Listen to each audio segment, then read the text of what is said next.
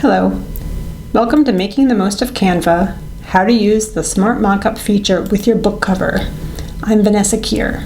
So I don't use Canva every day, so it's possible this feature has been around for a while, but I was just on it making a Father's Day card, and I noticed that when I went to edit my image, a new feature showed up.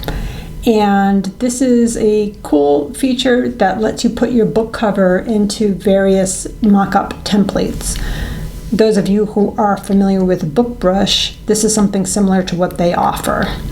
But if you're already using Canva or happen to be in Canva and don't want to switch over to BookBrush, this could be a good option for you. So let's go see what it looks like. Okay, here we are in Canva. And because this is not a video on how to create a brand new design, I've already started a new design. It's untitled design, 500 pixel by 750 pixel. Since I'm not going to save this, I'm not going to rename that at this point. Now, there's a difference between a mockup and a smart mockup. So let me show you what the difference is. What I'm primarily trying to show you today is how to use a smart mockup, but I learned by mistake that a mock-up does not have the same functionality and really for my purposes didn't work. So if you go over to Elements and you search for mock-up, you get all of these templates. So I'm going to scroll down until I find a nice vertical template. Let's use this one and drag it over until it auto sizes it. Now, auto-sizing is something that Canva does really well, but only in certain situations. So if you're familiar with Canva's grids, they are features that block your canvas off into various shapes. And then you can drag an image onto that shape and Canva will auto-size it for the shape and size that is part of the grid. When I saw these mock-ups, I assumed that this white section in the middle did the same thing, that if I dragged a book cover over, it would autofill it into that white space. But that didn't happen. So let me show you what I mean. So here are a bunch of my book covers uploaded, and I'm just going to choose Word Disruption. And if I drag it over, it will try to autofill it to the whole thing, or I can put it in the middle. But as you see, it's not autofilling to that white square. So if I just drag this down, you can see that the white frame is still there. And I kind of have to just manipulate this around. And if I make it so that the height works and the horizontal doesn't really work, and I'd have to stretch it out. So that was really frustrating. I did a search in their help and didn't find anything at all helpful. But then quite by accident, I found the Smart Mockup. So I'm going to delete this and delete the background. Okay, so now let's go on to how to use the Smart Mockups. So what I need to do first is get my book cover onto this blank canvas. So I can drag it into the middle so it's just a freestanding image, or I can go and I can drag it over it until Canva autofills it. So that's the option I'm going to choose right now. And I'm going to click on it.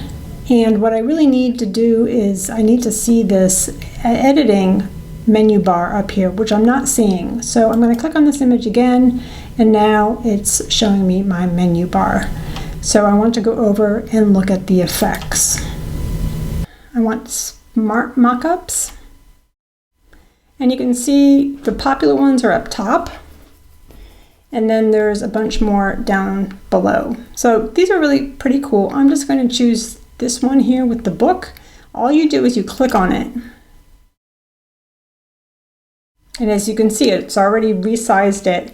And now my book cover is on that book in front of the woman's face. And that's really all there is to it. So you can just scroll down and see what other type of mock-ups there are.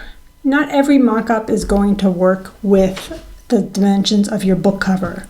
Obviously, things that are the book templates here, those are going to work the best. But let's say you wanted to do this gal in the t-shirt. I mean, it comes out okay. You know, it's not, you know, I wouldn't actually design a t-shirt like that, but if that works for your book cover, that's an option. So it can be just kind of fun to scroll around and see what options there are. You go down and there's some hoodies and mugs, and if you go back up, you got these framed options. You got some cards and stuff.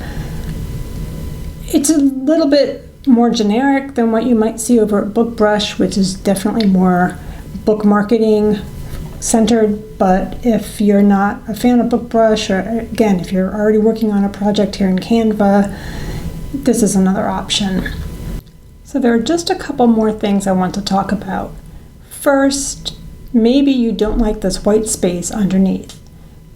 I will point out that you can treat this just like a regular Canva project, so you can add text into this white space, you could add other images, you could put a grid in there and drag images into the grid. But let's say you want to resize this mock-up. Now, the way it is now, if I try to resize this, nothing happens. The reason it won't let me edit this is because of how I brought my cover onto the canvas before we started the Smart Mockups. If you remember, I dragged my cover until it auto-filled the entire canvas.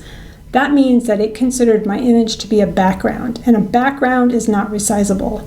So this mock-up right now is being treated also as a background, so it's not resizable.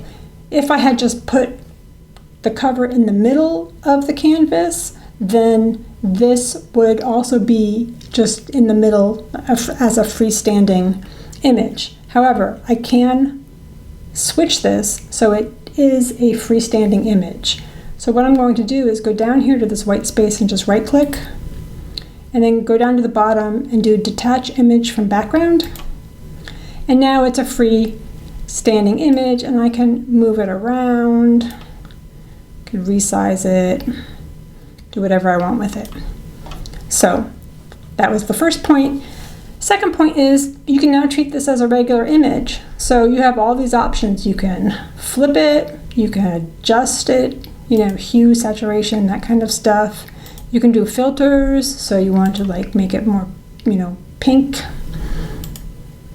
You know, apply all these filters. You could do some effects. There's these photogenic effects you can take a look at. You know, maybe you want to make it more warm.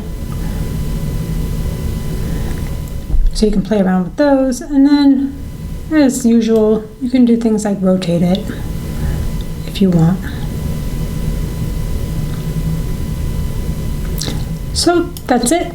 I hope you found this helpful. And until the next video, happy writing. Bye.